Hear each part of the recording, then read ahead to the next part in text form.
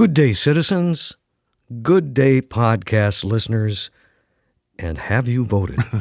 Welcome to this week's Thomas Jefferson Hour podcast. I voted.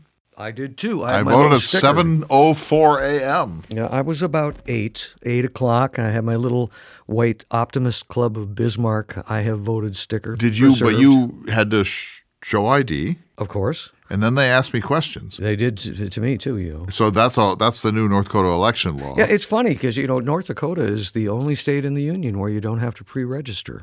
That's my understanding. Right, but we have recently moved in the direction of voter ID and more stringent voter identification systems, more questions at the polls. And as you know, Native Americans felt that they were being actively disenfranchised by some of the recent changes. I think you'd have to be pretty naive to not think that they were.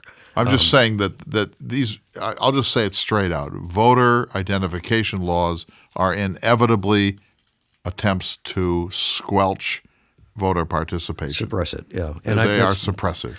I don't think it's any stretch to say that the legislation passed by the Republican-held legislature in North Dakota designed this law to make it more difficult for American Indians to vote. And part of the reason for that is that the Democratic candidate for Senate last election won by less than 3,000 votes. And American Indians played a huge role in that. They did, and it's... There were also attempts. That really embarrasses me that that's done in our little anywhere state, that's done. That bothers me, and especially here. But also because of the Dakota Access Pipeline controversy, there was a fair amount of reprisal legislation proposed, and in some cases passed during the 2017 legislative session in our own beloved North Dakota, which again is a chilling and deeply saddening fact. That here's a people who largely ignored, who got deeply concerned about a pipeline.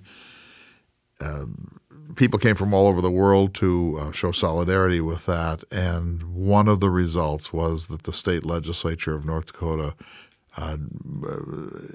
seriously debated some reprisal legislation that Jefferson would say is worthy of the 9th century. You call it what it is, and it was racist. But that's not what the show is about this week. But it is about elections. It is. And the good news is that more people voted in this midterm election than ever before in American history. That's all great. The good news is that lots of young people were elected to Congress and to other positions, including an unprecedented number of young, really extraordinary women that are not just...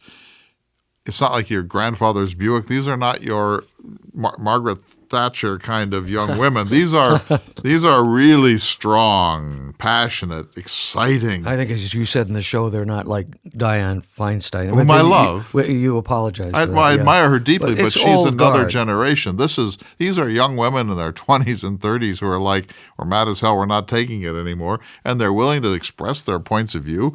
I mean, to think that a Muslim woman was elected to the U.S. House of Representatives from Minnesota is such a delightful fact. And there's that quote of what Jefferson's. She said, too. Yeah. Remember what she said? Minnesota welcomes immigrants. Not only welcomes immigrants, but we sends them to Congress. Right. She couldn't have said it better. There's a quote somewhere in the show about from Jefferson that I found about him saying, you have to recognize when you're too old and get out of the way. It's time to let the younger take over, and that's what we're seeing here. And that's good. That's great. That should make us all optimistic. You and I are fossils. Before we go to the show, I'm wondering, do you have anything you'd like to inform our listeners about? So I've been meeting. What a setup. It's great, though, because listen, everyone, Shakespeare, Without Tears, Water and the West, the two humanities retreats, at Lochsaw Lodge, west of Missoula. There's still a few places in each of them. I want to fill them because I think this is so much fun. This is like the book club you always wanted, and it's one of the great places in the world to be in January. I know that might seem counterintuitive, but it's mild and the snow is beautiful. It's like a Currier and Ives print of what a lodge in Montana and Idaho should be like in January. And then the 2nd through the 8th of March, Steinbeck's, California, the second time we've done that. So those are all out there. Then we're going to France in the fall of October 1919. These cultural tours you can find out more about at jeffersonhour.com. But do seriously consider coming. I am so excited about them. I've been reading the books, David, and I now have 4 Shakespeare plays to read in the next month, and I couldn't be happier. And speaking of books, one we mentioned on the show this week that I really want to promote. This is strictly me because it's a favorite of mine. You love this book for some reason. Michael Lewis, The Fifth Risk. I have it in my hands. And it's a slender as I book. say in the show, it starts out and there's a little Trump bashing, but really, I walked away from that being so optimistic about our country and all the things it quietly does, and the millions of bureaucrats that are unrecognized and unrewarded. It's a good book, so I'm lobbying What's hard the with risk? Clay. Oh, you have to read the book. Okay, and John Meacham has been all over the media lately, Yeah. and he has a book which you greatly admire too. Yeah, have you read that No, yet? not yet. Oh, that's a good one. I It's would a book happily about borrow that too if you the want. theme, I think, of his book is "We always get through this." I suspect after you've read this, you'll want to add a copy to your library. Well, I suppose you want. I would You'll give never it see to you. that book Except again. there's like 4 or 5 of my friends that I would like to have read. Yeah, well, this, good luck so- getting it back. So the cultural tours are coming January 13th through 18th, which is Water in the West, January 19th through 24th, which is Shakespeare, then 2 through 8 March, which is Steinbeck's California, France in the fall. This is where you go into your baritone. Well, I don't know, but I don't want to lose If people. you like the Thomas Jefferson Hour That's pretty good. You could do it. and you want to see this program continue, know that we do not take any personal money from it. We do it as a sort of labor of love. I can never say that quite right. You do that really And well. we believe passionately that the Jeffersonian viewpoint is one that is missing from our national culture. You're way better at this And we than want me. people to come here because this is a place where there is humor and civility and good sense, and there's people can hear our friendship as we talk these things through week after week. You as the semi-permanent guest host of the Thomas Jefferson Hour. And you as the creator. And we are so pleased with that. And this program does creator. actually depend upon listeners like you. It And does. so if you can help us, know that we are not using it to play blackjack at the casino. We're not using it to go on trips to Vegas. That the money that people contribute to this program helps to keep alive what I think is a little of the Enlightenment spirit in this country, and so thank you. And you know how to find us. We couldn't be more appreciative if we tried. When I think of the people who like this program and admire Chrysler. it, like our friend Chrysler of Nashville, Tennessee, it's deeply moving, and I know it moves you too to think does. that there are people who plan their week so that they can listen to 2 knuckleheads in North Dakota. I talking. can't. I just can't accept and believe that. I really They can't. do, though. You're They really really good at this. You should take over on the pitch. You told me I should never pitch, but I'm going to do it if you don't, because this matters to me. And when I'm thinking about, look, we're living in a desperate time. You can't turn on Fox or MSNBC without thinking, oh my goodness, this country. Whatever your politics, just, oh my goodness, how are we going to claw our way through this? We'll be You fine. can read all the John Meacham books you want, but I know that people are edgy. This country is edgy. And now the gun violence is just spiking everywhere. Bomb threats. No, it's just nuts. Okay, you're really good at this, but rap. But No, that's people enough. need a harbor of serene discourse with grammar and complete sentences, not reduced to talking points, not taking our cues from Rachel or from Sean or from Rush or you name it. That's what this program tries to do, but also to keep it in the lens of Thomas Jefferson. So if you like what we're doing, please help us in any way that you can. And most of all, keep listening to the Thomas Jefferson Hour and tell everyone you know. And with that, I will also say that, in the past couple of weeks, during the pitch, we said, go to jeffersonhour.com. We're really proud of the website. I went there the other day. I couldn't believe the stuff that our webmaster puts on it. That's And so good. he has let us both know that the traffic at that website has gone up 36%. He gets the credit. Go to jeffersonhour.com. You can find everything you want to know about the cultural tours, how to support the show, and a lot of other content as well. So, Indeed. But let's go to it because I thought this was fun. Instant analysis, Eric Severide once said, instant analysis is always dicey. It's just 2 days No after the kidding. election. We're trying to bring some wisdom to it. I hope it helps. Whether people agree or disagree with our analysis, I hope it helps them get the conversation started that they want to have about what does amount to one of the most important elections of our time. So here we go to the Thomas Jefferson Hour podcast edition. Thank you all. Good day, citizens, and welcome to the Thomas Jefferson Hour, your weekly conversation with President Thomas Jefferson, and your weekly conversation with the gentleman seated across from me now, the creator of the Thomas Jefferson Hour, Mr. Clay Jenkinson. And Clay, I was hoping we could talk elections this week. Well, we've just had one.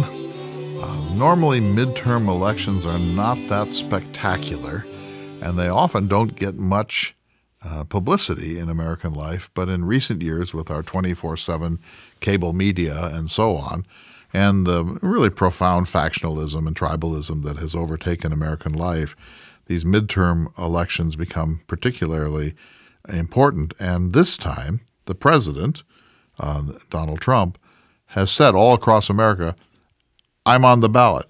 Not technically, but this is about me. This is your chance to endorse what I've done or repudiate it, but think of me as being on the ballot. And so that, of course, lifted the election into a still higher level of national attention. Kind of a unique thing, and I was hoping that we could talk a bit about that, what happened in the election this week, and you could help us see it through a bit of a Jeffersonian lens. Well, let me say this, that nobody ever expected the presidency to become as powerful and as important as it has become. This is something that evolved over the course of American history. And several presidents. The great moment for this was actually Theodore Roosevelt, who inherited the country when McKinley was assassinated in September of 1901, and Roosevelt looked at the world. He was a brilliant man, maybe the most intellectually prepared president in our history, and he said, look, this country is now too big, too powerful, too densely populated, too urban, too industrial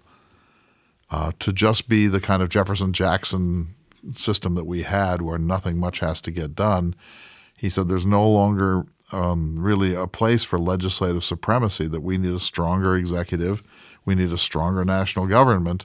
And he was, of course, quite willing to fill what he took to be that void. And he became really the inventor of the modern presidency.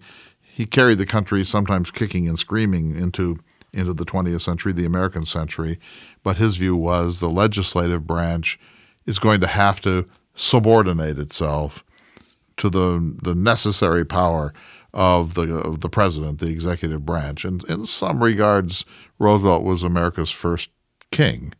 I know he wasn't a king, but he began to behave like one. And since World War II, I suppose beginning with FDR, his fifth cousin, the presidency has grown stronger and stronger and stronger and stronger until today. It's almost the whole business of government. And so Donald Trump becomes president in 2016 and 17, and this election, the midterm election in the middle of his first term, it sort of was a chance for the American people to step back and say, how are we doing here? He had a Republican House, he had a Republican Senate, what is regarded as a Republican or conservative court system, and obviously a Republican conservative executive. So all the branches appeared to be lined up to fulfill the will of the conservative Republican platform. And so President Trump invited us to look upon this as kind of a vote of confidence or no confidence. And here's what we know. Well, we know two things.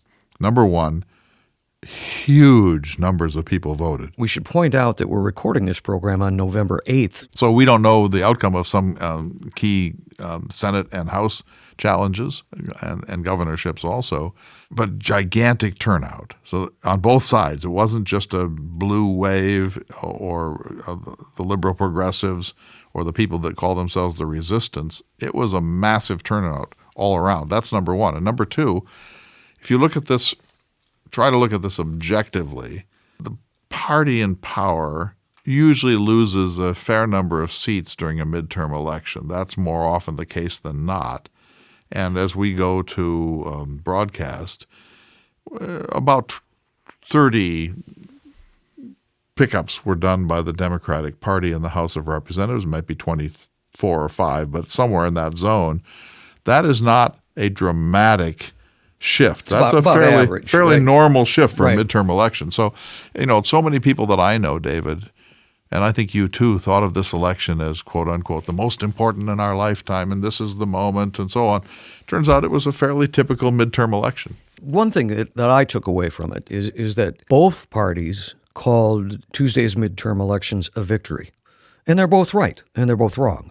So Democrats, they want to use their newly gained control of the House to push what they call positive legislative moves, their agenda. On infrastructure, on tax policy, on health care. And obviously to use it as a check upon the executive. At least supervision, oversight committees, looking at the work of the cabinet, looking at corruption in the government, looking at Trump's own behavior.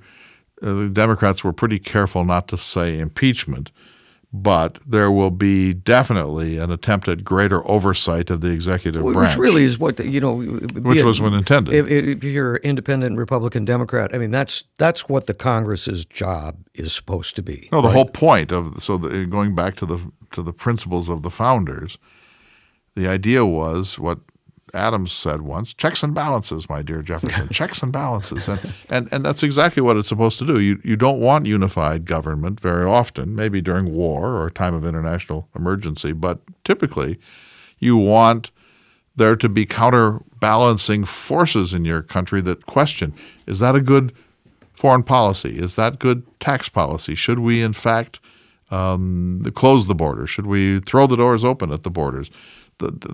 There should be another entity, either another branch of government or another party of individuals that challenges the orthodoxy of the party in power. This is central to the American idea of good government. And so whenever you have one-party rule where the dominant party is overwhelmingly capable of sort of doing whatever it wants, that's not good for the country, whether it's a leftist Democratic Party or a rightist conservative party. Yeah, so what I hear you saying is democracy is awkward, it's ugly, it's messy, but slow, this is part of it. frustrating. So the Republicans regarded the result of a victory for them. They called their increased Senate majority a huge success, and they're right. I'll tell you one thing, that if you think about the last year especially, where you've had these pretty serious controversies over justices and judges.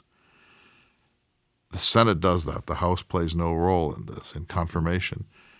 It was difficult for the Trump Senate to get judges approved because their majority was so narrow.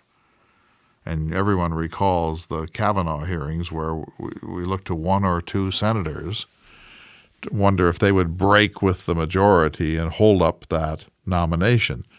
Now, with the gains that the Republican Party has had in the election of 2018, it will be much easier for the Republican Party to install in judgeships and in the Supreme Court the people of its choice. It'll be much, much harder to contemplate that there will be breaks from the majority. We should expect that they will reshape the federal judiciary. They've already done it to a large degree. Now But it'll be without for challenge. Generations to come, and it'll affect everything. And you know what? From arbitration to reproductive health, to money in politics, money in elections, to same-sex marriages, and so on.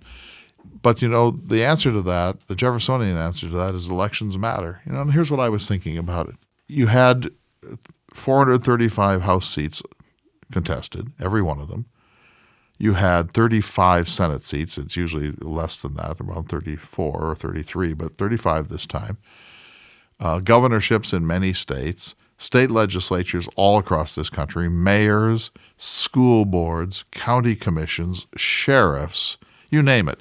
So if you added up, David, all of the elections that happened on November 6, 2018 in America, it would come to hundreds, many hundreds. You have a population of 330 million. This is a way, the whole system is designed to distill their will. You let the people give their will voice in elections, and therefore elections matter. And the results of this one were not a blue wave. They were not a profound repudiation of Trump and Trumpism. It was kind of a typical midterm election. But my point is, elections matter, and the American people solidified the Senate for Donald Trump and the Republicans, which means that they're going to have a chance to do what the Republicans have been wanting to do for a very, very long time, which is to install a great number of originalists, strict constructionists and more conservative justices and judges in the American federal court system. That's how it works. And the left and the Democrats can cry foul or this does not meet the expectations of the American people or blah, blah, blah. The fact is elections matter, and now the Senate has a solid, almost undefeatable majority with respect to appointments to the courts. No, but we go back to, that's what I would hope to talk about a bit this week is as you say, elections matter. Well, what's it going to do in the House and what's it going to do in the Senate a bit more specifically, and looking from a Jeffersonian eye on it but as here's, well. Can I raise a kind of a little troubling note from a Jeffersonian point of view? Please. In the 2016 election, Donald Trump won quite decisively in the Electoral College, but he lost the popular vote. Mrs. Clinton had, I think, 3 million or so more votes than he did. Right. In this election, where you have it just localized all over the country, I believe the Democrats got 6 million more votes nationally than the Republicans. And so we're moving into this moment where people are going to begin to question the indirect nature of our democracy. Do you think so, really? Yes, because I think that what if Mrs. Clinton had won the popular vote by 9 million votes and still lost in the Electoral College? At some point, this becomes a real problem, that the will of the people, if it means anything, is majority rule. If you find a mechanism, and I'm not saying the Republicans have done that, this is built into our Constitution, but if you find a mechanism that can thwart majority rule when it's that pronounced, 6 million is a lot of votes in this country. At some point, people are going to say, this system is not distilling the will of the people very well. If there are 6 million more people on the Democrat side, and yet the Republicans are winning, that's probably something worth at least debating about how we distill the will of a third of a billion people, is my point. Well, once you open that discussion, there's that can go on a long, long time. Right now, we need to take a short break. We'll return to this conversation about the 2018 midterm elections in just a moment. You're listening to the Thomas Jefferson Hour. Welcome back to the Thomas Jefferson Hour, your weekly conversation with President Thomas Jefferson, or the gentleman seated across from me now, the man who portrays President Jefferson when he's here. I voted. Did you? I did too. I got my little sticker. I wanted to put a little purple on my thumb. I just felt. Remember when Iraq did that? Yeah. Their first election after all the chaos? Yeah. I felt like, if you're serious that you want the country to be your country, you want the country to express your values, then boy, if you don't vote, even in a place like North Dakota where we know how it's going to come out. I mean, this is a very red state. Massachusetts is a blue state. California is a blue state. You can go through them. You sort of know a lot because of gerrymandering and the tribalism and the sectionalism of this country before you go in. And yet, it's so important in times of chaos like this that you make your will known, because it's not just who wins. Mm-hmm. It's about engagement. It's about taking seriously the crisis of American life that I don't think there's a single person who doesn't get it that we're in a crisis, and that comes from the right and the left. As you say often, and keep saying it, elections matter. I do think that's the most important thing to keep in mind. I'm really disappointed when I hear the losers question the system. Everyone knows the rules. It's amazing. See, we ended our last part of the conversation with you sort of questioning. We need to have a dialogue about how the rules are made up. I think we do need that dialogue, and we need to rethink the Electoral College. There are a whole bunch of things we need to start to rethink. Gerrymandering. I'm for computer gerrymandering. Well, can we go back to Jefferson and make it just squares? We could. But it's easy today to set up a computer program that would create the most competitive congressional districts possible given the circumstances. And yet either side, when it's in power, tries to tweak the system to make political advantage for itself, or both sides agree to create as many safe seats as possible and to limit the number of contested seats. So un-American. And we know that this can be solved. In 1787, this was hard. Both parties do it. But today, thanks to artificial intelligence, computing, demographics, census, we now can do it. We could create competitive districts in this country if we chose to. I want a constitutional amendment saying that's how it's going to be done. And Jefferson would be all over this. He'd look at the course. technology and say, well, of course you should do this. In his time, how do you measure it? But in our time, you can measure it, and you could do it right. So I do believe these changes need to be examined. But what I don't like is sour grapes.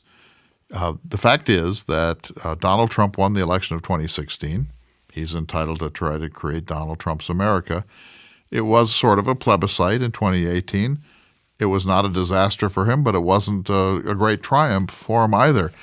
But no, the country did not repudiate him. The country did not say, we're going to line both houses of Congress with enough Democrats to stop whatever Donald Trump is trying to do. Not at all.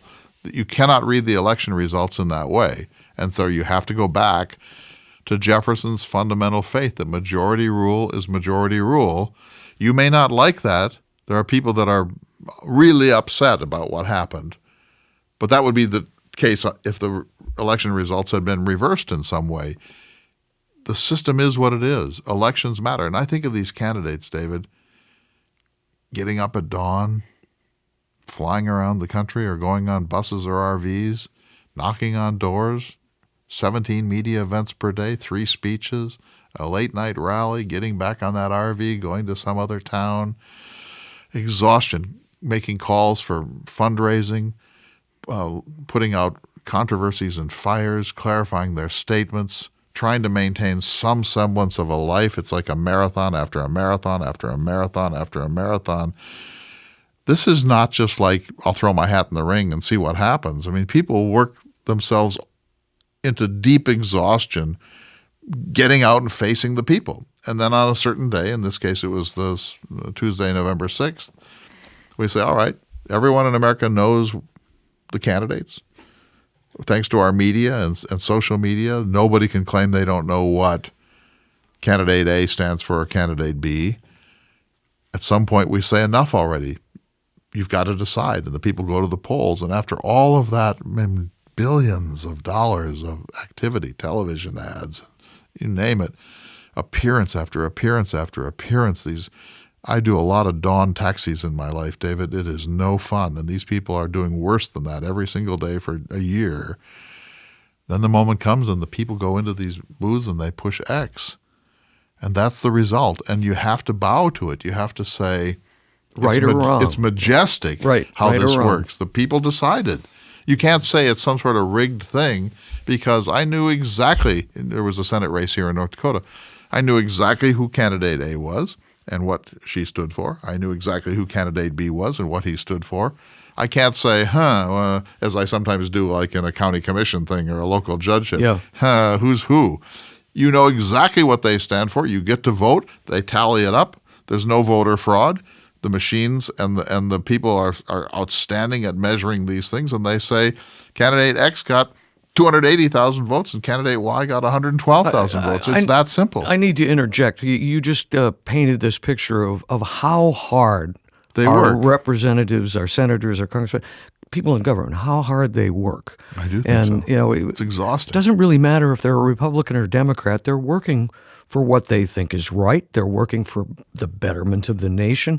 And, as they understand it. You know, it's so easy for us as citizens and voters to just bash them and, you know, go to the worst possible scenarios. And I would stand up for, we need to appreciate these people. There's a book that I just gave my copy of to you today. I'm holding it in my hand. Michael Lewis, The Fifth Risk. He's also written books that people will probably know. The Big Short, Moneyball.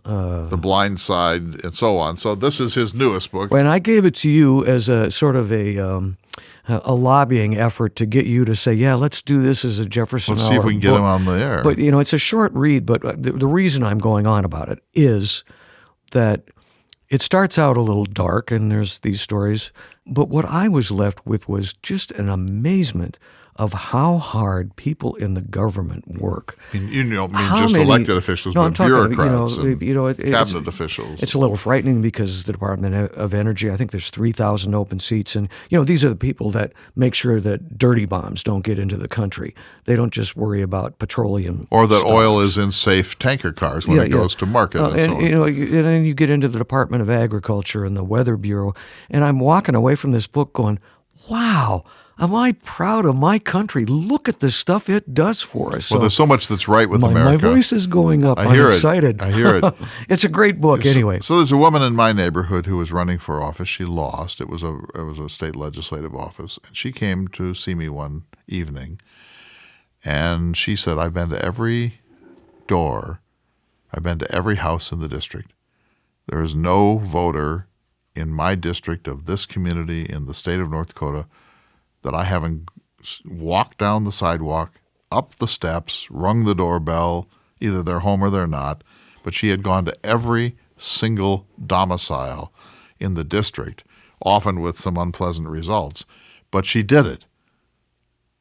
That's how it works. That's called retail politics.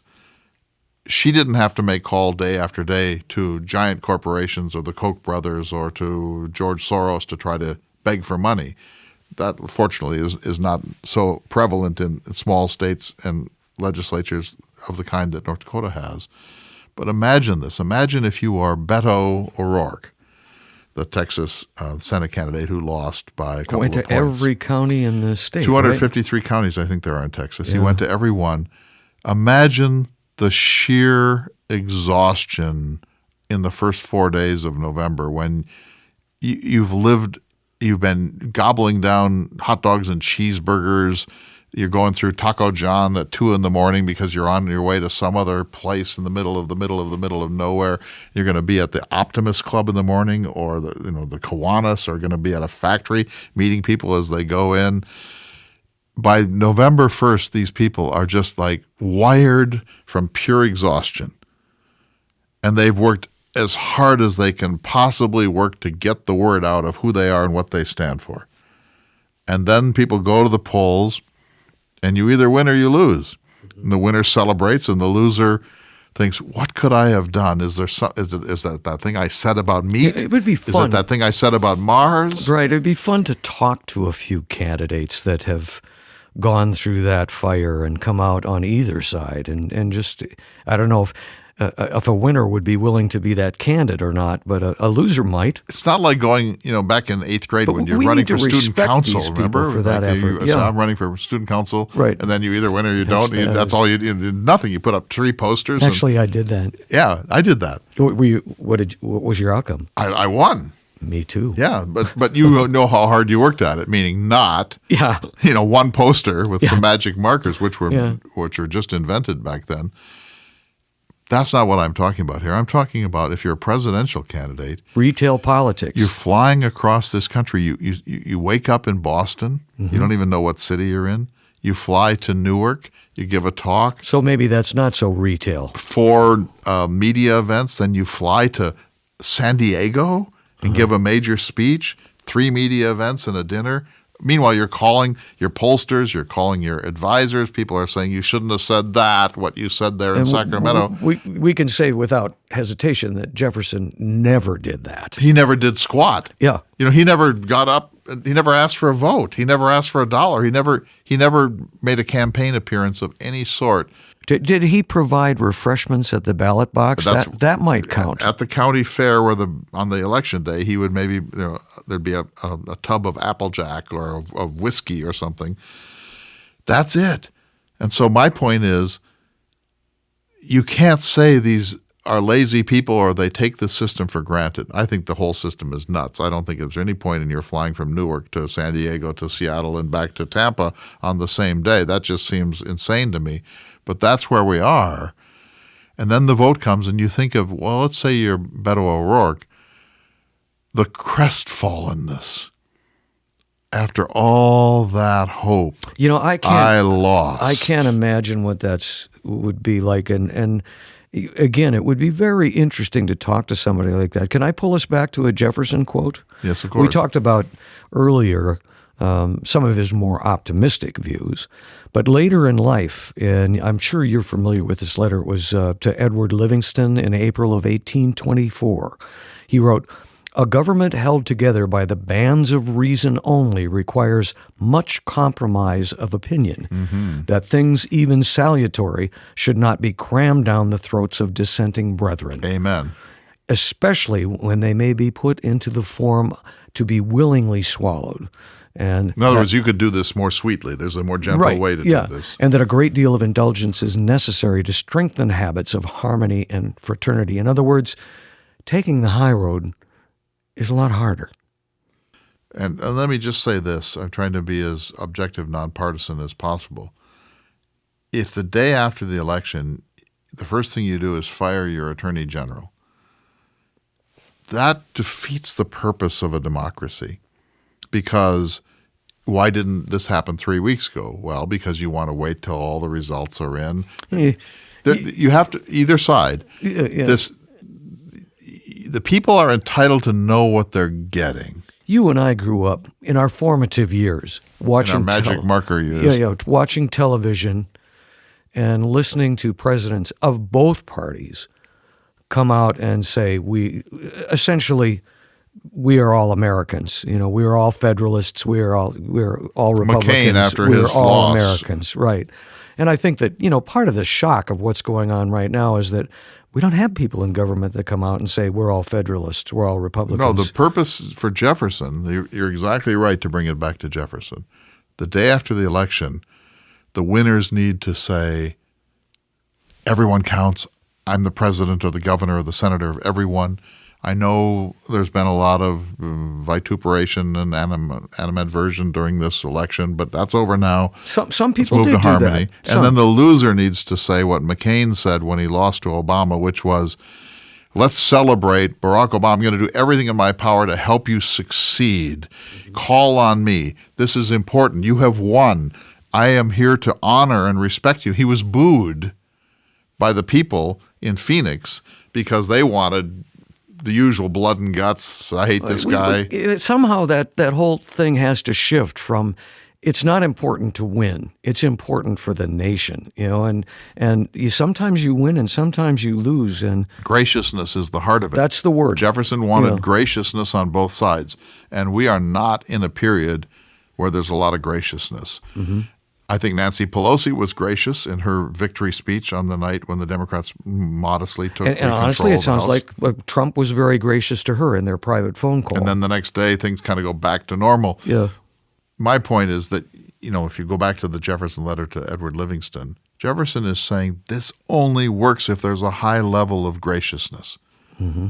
You have to seek consensus. You have to forgive each other. You have to agree to compromise, to work together, to respect each other's government held position. Together by the bands of reason only requires much compromise of opinion. That's perfect, right? It is. Jefferson is perfect in I was thinking about this because there's so many reasons to be disenchanted with Thomas Jefferson these days. But his vision of how majority rule works is spot on, David. Nobody in our history has ever said it better than Jefferson, which is that the will of the people matters. How do you distill the will of the people? You do it by elections. When elections are over, you accept their results. And he was consistent throughout his life. We go back to the George Mason letter of 1790. It is necessary to give as well as take in a government like ours. He believed that the difference between a Federalist and a Republican was not that great. And even if it is that great, whoever's elected represents everyone in his constituency, everyone in his state, everyone in this country, that you have to reach out to the other with a capital O and say, tell me what you need.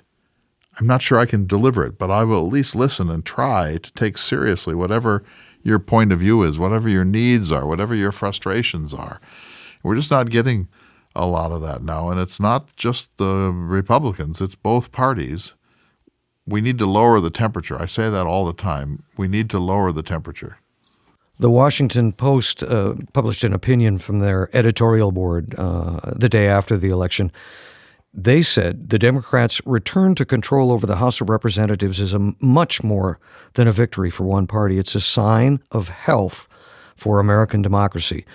The Democratic victory is also a sign of political health to the extent it is a form of pushback against excesses, rhetorical and in terms of policy, committed by the Trump administration. I'm not sure I think that's true. And Well, I started by I think saying it is that a sign of health. that in every midterm there's a kind of reaction against the party in power. Mm-hmm. I don't think if you were Donald Trump, I don't think you need to believe, oh, they've slapped me a little here. I don't feel that at all. I think he's right when he says, you know what, this was not a bad election for me at all. I took it to mean, if you look at the turnout, the amount of women that are going to be in Congress. 100. Yeah. So I didn't think so much, when I read it, it's a sign of health. That's what I was regarding. I do think the coming of young, new, diverse, two American Indian women, a Muslim representative from Minnesota. The woman from Minnesota? That was great. She was giving her victory speech. She said, Minnesota not only welcomes immigrants, we send them to Congress. I love her. I like that too. These young women, they're going to make a mark. They're going to help us all. They're not, and I mean no disrespect, but they are not Dianne Feinstein. This is a different type of young woman with a different level of confidence and a desire to shake this country into greater gender equality. There's a great quote from Jefferson about that. We'll end this segment with saying, "Nothing is more incumbent on the old than to know when they should get out of the way and relinquish to younger successors the honors they can no longer earn and the duties they can no longer perform." He wrote that in 1815 to John Vaughan. That's great. We need to take a short break. We'll continue this conversation in just a moment. You're listening to the Thomas Jefferson Hour. Hello, everyone. It's Clay Jenkinson, just sneaking in a little announcement between segments of the Jefferson Hour. I want you to join me this winter at Locksaw Lodge, west of Missoula, for 2 humanities cultural retreats. The first one, Water in the West, January 13th through 18th, and the second, Shakespeare Without Tears, January 19th through 24th. For more information, go to our website, jeffersonhour.com/tours. We'll see you in the mountains. Welcome back to the Thomas Jefferson Hour, your weekly conversation with or about President Thomas Jefferson. We're talking about the elections. We're recording this program on November 8th, 2018. 2 days after the fact. And, it made me think, one advantage that Jefferson had that politicians do not have now is that it took so much time for things. They'd make a decision or a proposal would be made or legislation would be written and presented, and they all had time to think about it and discuss it. And now, we're 2 days past the election, and already there's a raft of things that have happened that, you don't even have time to react to them. So by the time this program broadcasts, who knows what will have happened? It's a 3-mile-per-hour world in Jefferson's time, and in our time it's absolutely instantaneous. And you hear these people on Fox and CNN and MSNBC saying, when something happened, boy, that seems like a year ago, but it was only yesterday. They all say this now because so much happens so fast that people can't keep up with the sheer chaos or react to it with any thought. There's no reflection time. People aren't able to read books. Thank you. That was the word I was looking for. Reflection. Yeah. And the other thing is, so that in Jefferson's time, the congressmen in Washington, D.C. would be staying in these bad boarding houses. They'd be in the Senate chamber or the House of Representatives chamber, and then at the end of the day, they'd go back to the boarding house and all have supper together. And they'd drink a little grog or take a little walk. They couldn't go back to their home constituencies in Delaware or South Carolina. It's just impossible. So they'd be there for the whole session. They knew each other. They saw each other. They knew each other's strengths and weaknesses. They liked or disliked each other, but they had to deal with each other. It was a very tiny town. And Jefferson, who was another great political genius, would have them over for supper, serve them exquisite French wines, fine French cuisine, show them the world's largest cheese, maybe show them a live prairie dog from Lewis and Clark or a badger or, water from the Missouri River or whatever. And they had to kind of know each other. But today, this is not an exaggeration. I get on the airport on a Monday morning to go somewhere. I see my senators going back to Washington, D.C. So they're leaving at 7 a.m. They're going to get to Washington, D.C. around 3 in the afternoon if things go well. Tuesday, they're in their offices and maybe on the floor of the House or the Senate. Wednesday, maybe. On Thursday afternoon, they're starting to split to go back to their constituencies in Tampa or San Diego or North Dakota. They're in session a couple of days per week. They're almost never actually on the floor. They're really in their offices facing the coal trust or the timber trust or whatever it might be, the 4-H club of Seattle. And then they fly home. And so there's no chance for them to actually develop community because they are almost literally never together, and the factionalism is able to feed off of that. And so, you're absolutely right, David. In Jefferson's time, there was a sort of reflective leisure, and I suppose you'd say there was an enforced togetherness because there was nowhere to go. There were no planes to whisk them away to their home constituencies, and so there was a different way. On a night, you can imagine John Quincy Adams or John Adams or Henry Clay or Andrew Jackson reading a book, smoking or chewing tobacco, sitting in the lobby. Well, what you're saying is that they really didn't listen to their constituents.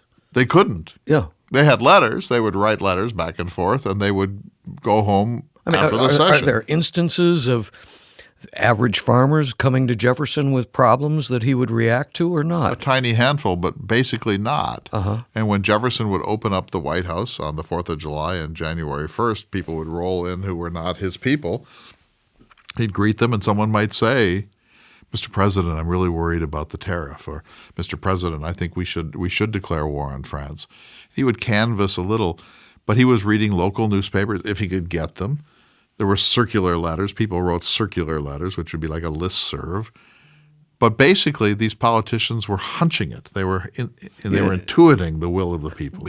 And we know that Jefferson was, as a rule, pretty reserved. That's a fair statement, right? He's not out there drinking. On the other hand, the guy was pretty passionate, even if he did his, correct me, but my impression is that he's pretty passionate even if he didn't allow the public to see that passion. I mean, I think or about even his closest friends. His beliefs ran pretty deep. I mean, you think about his run-ins with Hamilton over the bank when he was Secretary of State with George Washington. He had passions. By the way, I got a wonderful typewritten letter from a woman in Colorado Springs who said, "Stop beating up on Hamilton so much. We get it. We get it. You didn't like Hamilton, but it's just an obvious example. It's just for fun. Forgive me. Yeah. But yes, absolutely. What I think is so amazing about Jefferson, David, you know Jefferson, you take him for granted, you lock him into his faults, you kind of get complacent, and then one day you wake up and you realize, and here's what I realized this week, this is the most radical political figure who has ever been a major force in American life. Wait a minute. Repeat that. He is a radical political figure. He believes he defends the reign of terror in France. He believes in tearing up the Constitution. From his day to ours, you would place him there. Who is more radical than Thomas Jefferson as a major? Perhaps our current president. Yeah, radical in a different sense. Yeah. But there's a nihilist radicalism in this president. He's a destroyer, not a builder. So goes political when argument. When you really examine Jefferson, this is a radical man. And the fact that we entrusted him as one of the deep state people, one of the big establishment people of his time is pretty interesting. Right. A typical person would be more like George Washington, who he wanted a republic. He trusted the people up to a point, but he wasn't a fool about these things. He was like, no, there are people who know how to do this, and most people don't. As long as you brought up Washington, I have another Jefferson quote that I grabbed. You've done some homework. Conscience is the only clue which will eternally guide a man clear of all doubts and inconsistencies. You wrote that to him in May of 1789. To George Washington. Jefferson did? Yes. Read it again, please. Which will eternally guide man clear of all doubts and inconsistencies. I always wind up hating myself when I don't follow the dictates of my conscience. We were just talking about how radical he was, and I was bringing up how passionate he was in different, So here's the other question. He was driven by conscience, don't you think? To a very large degree. Of course, there were areas where he shut that switch off. Well, of course, yeah. But the other thing about Jefferson is, and I just come back to again and again is he believed that we're up to it. He believed we can do this. It's about time for your essay this week, but I'm gonna before we go to that, my takeaways this week I from want to you hear them. are first and foremost, elections matter. Ditto. And second is this quote of Jefferson's that conscience is the only clue which will eternally guide us. I'll tell you, my essay this week is a pretty sharp one, and it's based on conscience. Good. I look forward to that. And then his quote of that it's necessary to give and take in a government like ours. And then finally, I just want to, I am so proud of the American public that they voted in the record numbers that they did. It really uplifts me. I went to my precinct at 7 a.m. and there was a line out the door. I was about the same thing. And also, congratulations to all the new members of Congress. I just think it's fabulous that there's, as of the day before, it was like 98 new women that were going to serve in Congress. And I think that's great. And I think it's going to leave a mark and a good one. So, let me say, as a North Dakotan, congratulations to Kevin Cramer, the United States Senator, and thank you, Heidi Heitkamp, for your 6 years of service to this country and North Dakota in the U.S. Senate. Yeah, I know her. You do. She's been in this room. She really was somebody who wanted to serve, like you were talking about earlier, and people who win and lose, and their motivations and stuff. And it's easy to demonize the other side. We all do it, and she doesn't deserve that. I really respect her, and I thank her for her service. Me too. So with that, sir, it is now time for this week's Jefferson Watch. Thank you, David. So what did the midterm election of 2018 tell us? I'm going to try to make sense of it from a purely analytical point of view. If, as President Trump said repeatedly, he was on the ballot in 2018, the results are mixed. The election was certainly not a ringing endorsement of his character, behavior, policies in the first 2 years of his presidency. But it was not a vote of no confidence either. A serious repudiation would have required something like a 50 to 75 vote swing in the House of Representatives and a gain of a Democrat or two in the Senate. An endorsement would have required a gain of 10 to 20 Republicans in the House and a filibuster-proof Senate, that is 61-39 or better for the Republicans. It wasn't that way. Frankly, I don't think you can conclude much from the 2018 election except that anti-Trump feeling brought about a modest Democratic gain in the House of Representatives. I think Trump is right when he declares things went pretty well, considering. Many people, and I am one of them, saw this election as, quote, the most important of my lifetime, America's chance to take back the country from Trump and Trumpism before it was too late. If that was the goal, in my analysis, it failed. As soon as the election ended, Trump fired his attorney general, appointed a Trump protector as acting attorney general, lashed out at everyone he perceived to be his enemy, including career Republican congressmen who lost to Democratic challengers, had a journalist banned from the White House press corps for asking an unwanted question, and that was just day one of the post-2018 repudiation. Elections matter. The country has not been taken back. If you were looking at this from Mars or Jupiter, you would have to say America seems, on the whole, taking the entire national, state, and local vote into account, to be mostly okay with Donald Trump and his behavior. A little depressing, isn't it? Unless you are one of the tens of millions who think Trump can do no wrong, and that the liberals, progressives, feminists, professors, foundation heads, establishment, and deep state types had and have it coming. In some ways, Trump is a political genius, I think. He found a way in 2016 to neutralize 17 other Republican candidates for the presidency, some of them very heavily subsidized by the establishment, and he got the nomination. He did this by ridicule, innuendo, character assassination, bullying, and making wild pronouncements that were as entertaining as they were irresponsible. He won the nomination not by appealing to the better angels of our nature, as Abraham Lincoln put it, but by appealing to our darkest fears and aggressive impulses. And it worked. He has continued to encourage some of the least enlightened energies in American life for the first 2 years of his presidency. This has driven the left and the establishment to the brink of madness, which of course was part of his plan all along. Donald Trump is the 45th president of the United States, but our first revenge president. His tribe, an angry army of 45 million people, some of them my friends, is taking great glee in giving it to the liberals and the deep state types. Every time Trump uses the word nationalist or calls CNN reporters the enemy of the people, he is throwing kerosene on the rage of the Trumpites, who are so tired of being put down by the liberals who say they are out in the heartland clinging to their guns and their Bibles, that they're having the time of their life watching the new great leader break one presidential taboo after the next. Trump knew he was likely to lose the House of Representatives, and he did, though not by some sort of overwhelming repudiation. He lost the number of seats that virtually any sitting president would lose in his first midterm election.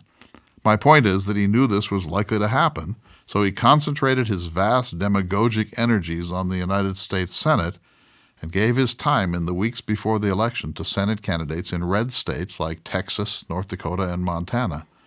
On the whole, the strategy worked brilliantly. The Senate is now more firmly in control of the Trumpites than it was a week ago. There won't be any more cliffhanger confirmation votes for life-tenured judges and justices.